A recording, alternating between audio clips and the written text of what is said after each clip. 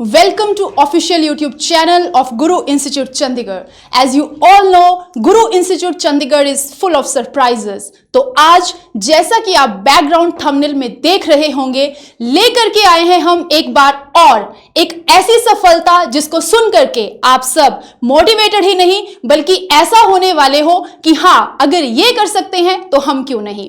हमारे साथ हैं आज मिस्टर अभिषेक शर्मा हरियाणा के, जिन्होंने CSIR नेट 2025 ना कि सिर्फ क्वालिफाई किया है जबकि ऑल इंडिया रैंक 18 लेकर के आए हैं। सो मिस्टर अभिषेक, वेलकम।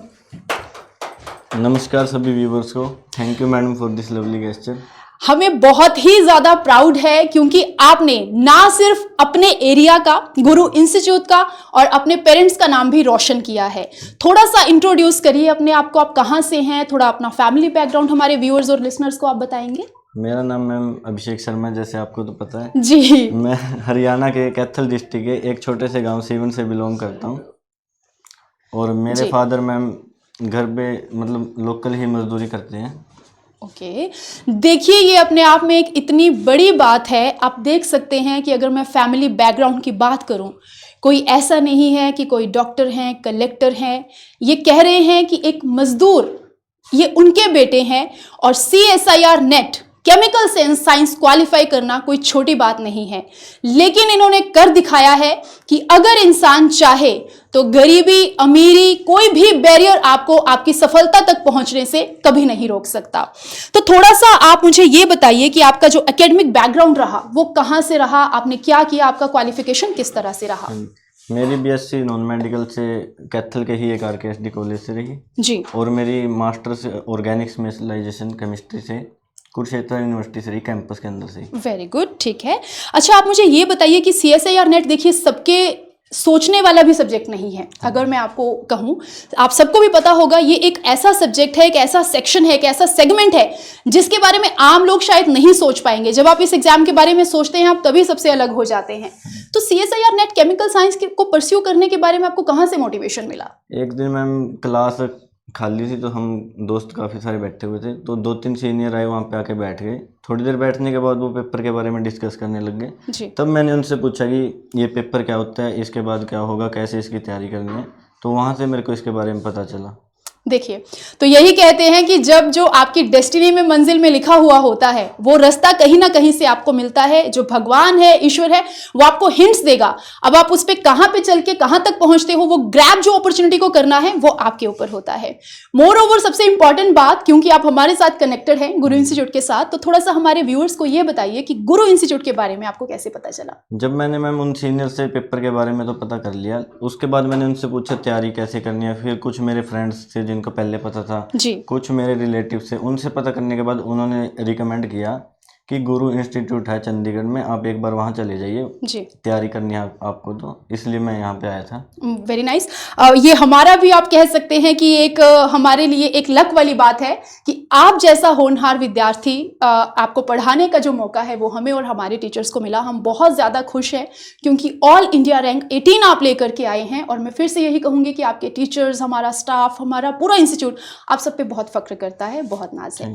आप मुझे ये बताइए कि थ्रू आउट द जर्नी जो आपकी एग्जाम स्ट्रैटेजी थी या प्रिपरेशन स्ट्रैटेजी थी वो क्या रही, आपने किस तरह से प्रिपेयर किया। स्ट्रैटेजी मैम, पहले तो यहाँ पे आया, क्लासेस ली, मतलब पहले टीचर्स ने बताया कि आपको सिलेबस पूरा करना है। साथ साथ इन्होंने बताया कि जो सिलेबस पूरा, मतलब सिलेबस के साथ आपको कंटेंट भी दिया इन्होंने जी।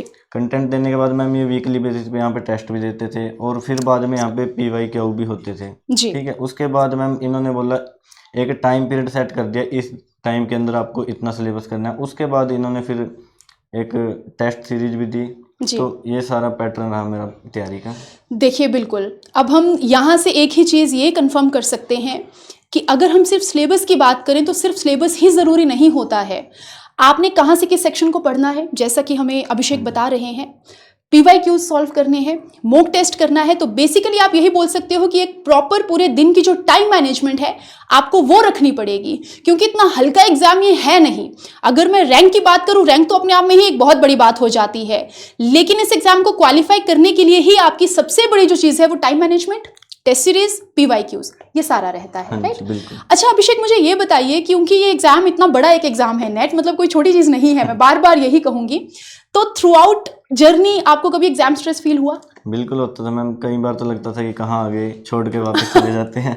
लेकिन फिर जब भी डाउन फील होता था तो मैं अपने फ्रेंड्स या फिर यहाँ पे मेंटर थे, टीचर थे, उनके साथ डिस्कस करता था।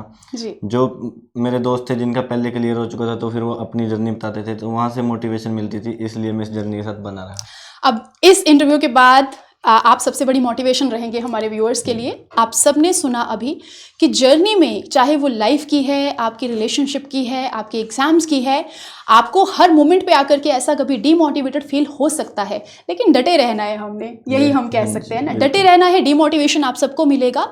आपके पास में जो भी आपके लोग हैं, आपके टीचर्स हैं, सबसे बड़ी बात इन्होंने यही कहा है, आपके दोस्त हैं, मित्र हैं, आप एक बार अगर आपने जो काम शुरू किया है, आप उसे बीच में ना छोड़ के अपनी मंजिल तक पहुंचने की कोशिश करिए। अच्छा, एक चीज़ मैं आपको और मैं पूछना चाहूँगी, जिस दिन आपका एग्जाम डे था, तो उसका थोड़ा सा आप एक्सपीरियंस हमारे व्यूअर्स के साथ में शेयर करेंगे? हाँ जी बिल्कुल मैम, जब भी एग्ज़ाम था तो मैं सेंटर पे देने गया, तो ऐसा नहीं होता कि मैं सेंटर पे देने गया कि उस दिन सिर्फ केमिस्ट्री वालों का एग्ज़ाम था, जी। तो वो एग्ज़ाम इकट्ठा था और उन दिनों कुछ स्ट्राइक वगैरह चलने के कारण वो एग्ज़ाम एक ही दिन सबका शिफ्ट हो गया था।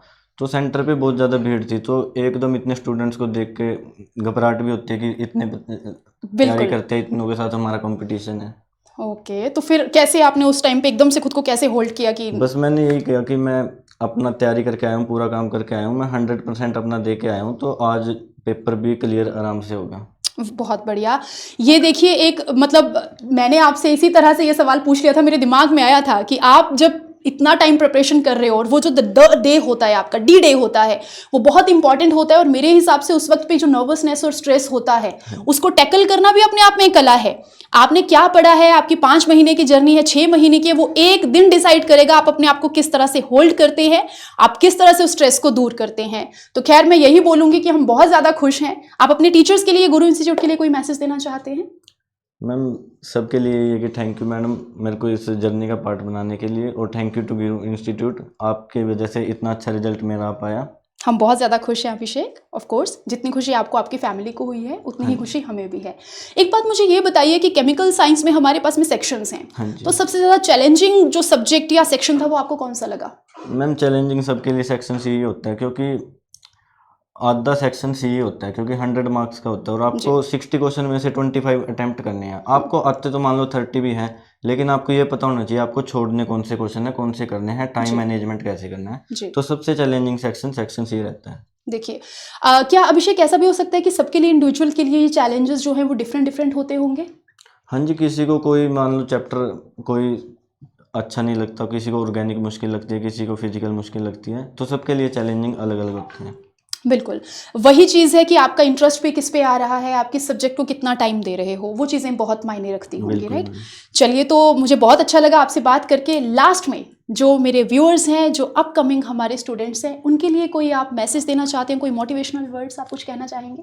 पहले तो मैं सबको ये बोलूँगा कि अगर आप तैयारी करने लग गए हैं तो आप सबसे पहले अपना सिलेबस पूरा कीजिए, और टेस्ट वगैरह ये टीचर्स लेते रहते हैं। उसके बाद आप क्या करेंगे, प्रीवियस ईयर क्वेश्चन करेंगे, उसके बाद आप मॉक टेस्ट देना शुरू करेंगे। उससे आपको ये पता चल जाएगा पेपर कैसा आएगा एग्ज़ाम में बैठने से पहले।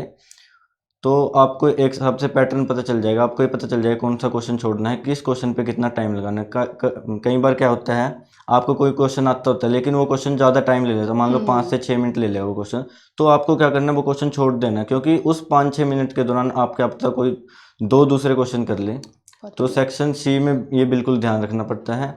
और एक लास्ट लाइन जो मैं ऐड करना चाहूँगा कि जो आपकी ये 6 महीने की तैयारी है किसी की साल की, या फिर जो मान लो आपकी ये तैयारी है, यही आपका फ्यूचर डिसाइड करेगी। बहुत बढ़िया, ये बहुत बड़ी बात आपने बोल दी है कि देखिए, ये सिर्फ बच्चों को लगता होगा, हर चीज़ को आप प्लान बी लेकर के चलते होंगे कि चलिए कोचिंग जा रहे हैं, चंडीगढ़ जा रहे हैं, दिल्ली जा रहे हैं, थोड़ा मज़े करके आएंगे, तो ऐसा नहीं होता है। अभिषेक जी ने बहुत बड़ी बात बोल दी है कि सिर्फ ये 5 से 6 महीने की जो आपकी जर्नी है, या जो 1 साल की जर्नी है, वो आपका पूरा फ्यूचर, पूरी लाइफ डिसाइड कर सकता है। अब ये आपके ऊपर डिपेंड करता है, आप पे निर्भर करता है कि आप इसको प्लान बी लेते हैं या प्लान ए लेते हैं या अपनी लाइफ लेते हैं। तो इसी के साथ मैं आज के इस इंटरव्यू को एंड करना चाहूंगी। एक बार फिर से गुरु इंस्टीट्यूट की तरफ से आपको हार्दिक शुभकामनाएं आपके फ्यूचर के लिए। बने रहना है आपने। और बाकी मैं यही कहूंगी कि किसी भी स्टूडेंट को अगर हमारे साथ में तैयारी कंटिन्यू करनी है, स्क्रीन पे आप लोगों को एक नंबर दिख रहा होगा, आप इस पे कांटेक्ट कर सकते हैं या विजिट कर सकते हैं हमारा जो मेन ब्रांच है सेक्टर 34 SCO 112-13 फर्स्ट फ्लोर पे। मैं थोड़ा सा इनको सम्मानित भी करना चाहूंगी क्योंकि आप प्राउड है हमारा। बिल्कुल जी।